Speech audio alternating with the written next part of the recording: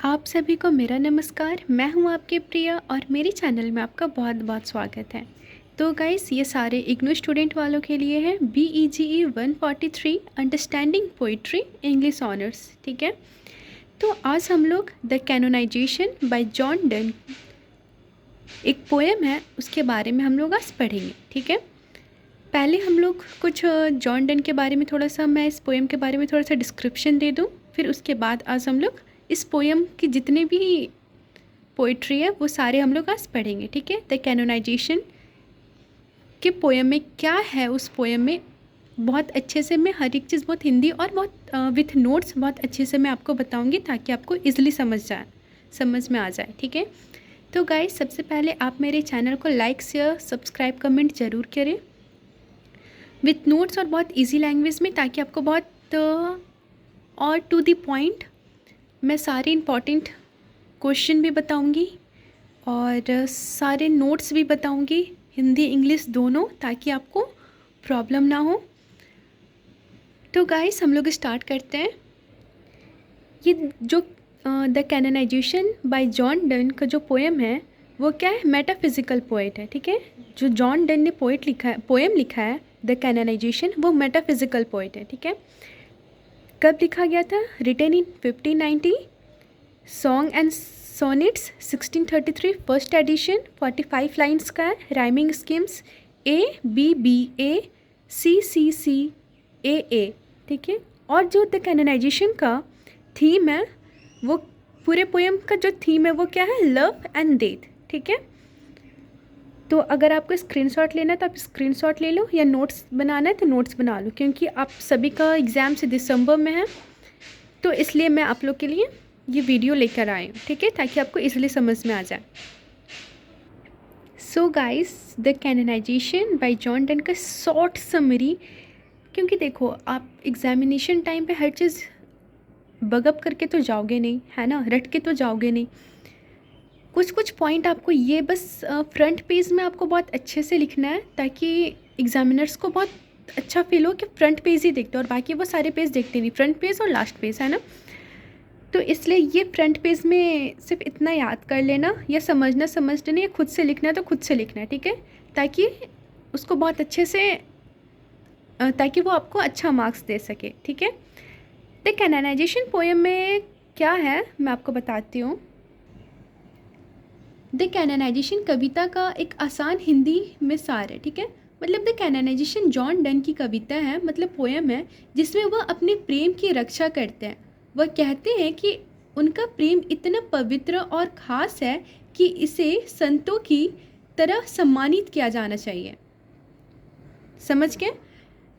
क्योंकि देखो, मैं स्पष्ट हिंदी में बता रही हूँ ताकि आपको बहुत ईजिली समझ में आ जाए, और जो मैंने लिखा भी है ना शॉर्ट समरी, वो भी बहुत इजी लैंग्वेज में लिखा है कि आप कोई भी पढ़ो तो आपको अच्छे से समझ में आ जाए। तो समरी में क्या है कि कविता में स्पीकर उन लोगों से बात कर रहा है जो उनके प्रेम को गलत मानते हैं। वह कहता है कि उनके प्रेम की आलोचना करने वालों की राय कोई मायने नहीं रखती, क्योंकि उनका प्रेम सच्चा और शुद्ध है।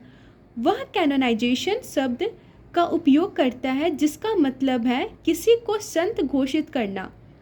वह यह मानता है कि उनका प्रेम संतों जैसा पवित्र है और इसे समाज द्वारा सम्मानित किया जाना चाहिए, है ना। ये था हम लोग का समरी। मैं आपको कुछ इंपॉर्टेंट पॉइंट्स बताती हूँ। इंपॉर्टेंट पॉइंट्स में कैनोनाइजेशन, स्पीकर कहता है कि उनका प्रेम बहुत पवित्र है और इसे संत की तरह माना जाना चाहिए। वह इसे इतना खास मानते हैं कि यह सम्मान का पात्र है, जैसे संतों की पूजा की जाती है। यहाँ पे कैनोनाइजेशन का मतलब मैंने यहाँ पे आपको बता दिया। अब यहाँ पे और एक इम्पॉर्टेंट पॉइंट है, अपोजिशन टू सोसाइटी क्रिटिसिज्म। वह कहते हैं कि लोग जो उनके प्रेम की आलोचना कर रहे हैं, उनका कहना बेकार है। उनका प्रेम समाज के नियमों से ऊपर है और यह सच्चा है, इसलिए किसी को भी इसे गलत कहने का अधिकार नहीं है। और यहाँ से क्वेश्चन और एक इम्पॉर्टेंट पॉइंट है, रिलीजियस इमेजरी।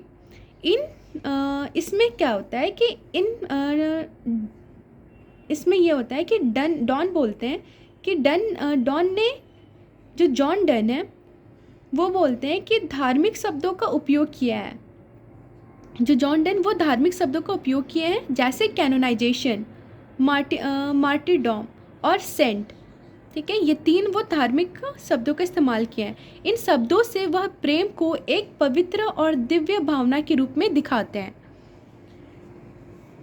ये पूरा समरी का मेन आइडिया क्या है, जो कंक्लूजन बोल लो, मैसेज बोलो, जो भी है, वो मेन आइडिया है कि कविता में जॉन डन यह कहने की कोशिश करते हैं कि सच्चा प्रेम बहुत पवित्र और अमर होता है। यह समाज की आलोचनाओं से ऊपर है और इसे सम्मान दिया जाना चाहिए।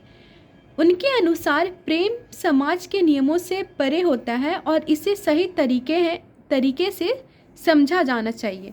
ये पूरा था समरी, जो मैंने आपको बहुत अच्छे से हिंदी में बता दिया। एक बार जो मैंने शॉर्ट समरी लिख रखा उसको मैं रीड कर देती हूँ। In the canonisation John Donne argues that his love is so pure, जो मैंने आपको बताया था कि पवित्र है, and deep that it should be canonised और made sacred despite society's disapproval, जो समाज के खिलाफ है, वो जो मैंने आपको बता रखा था। He imagines that their love will transcend death, be reversed in the afterlife. Through religious metaphors, he elevates love to a divine level, defying societal norms and portraying it as worthy of immortality. ये था short summary, मतलब very short summary.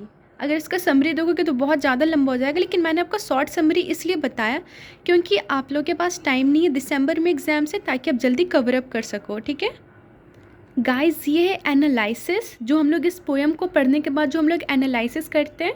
ठीक है, in the poem Donne talks about how his love is so special and pure that it should be treated like something holy. Even if society doesn't approve, he compares his love to sainthood, saying that true love is more important than what others think. The poem is playful but serious at the same time.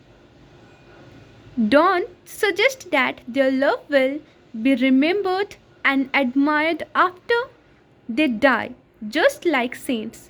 Overall, Dawn's message is that love is powerful and should not be judged by others. It's worth more than social rules or opinions. So guys, ये था हमारा analysis. तो आज का video यहीं तक। अगर आपको इम्पॉर्टेंट पॉइंट्स और इम्पॉर्टेंट क्वेश्चन विथ आंसर्स चाहिए हो तो आप प्लीज़ मेरे को कमेंट कीजिए, मैं आपको वो भी दूंगी विथ नोट्स। ये मैंने आपको हाफ नोट्स दिया ताकि आप मेरे को कमेंट करें, फिर मैं आपको इम्पॉर्टेंट पॉइंट्स और दोबारा अच्छे से नोट्स दूंगी। ठीक है, सो गाइस, आप मेरे चैनल को लाइक शेयर सब्सक्राइब कमेंट ज़रूर करें। So all the best for your December exams. Thank you so much, bye bye, take care.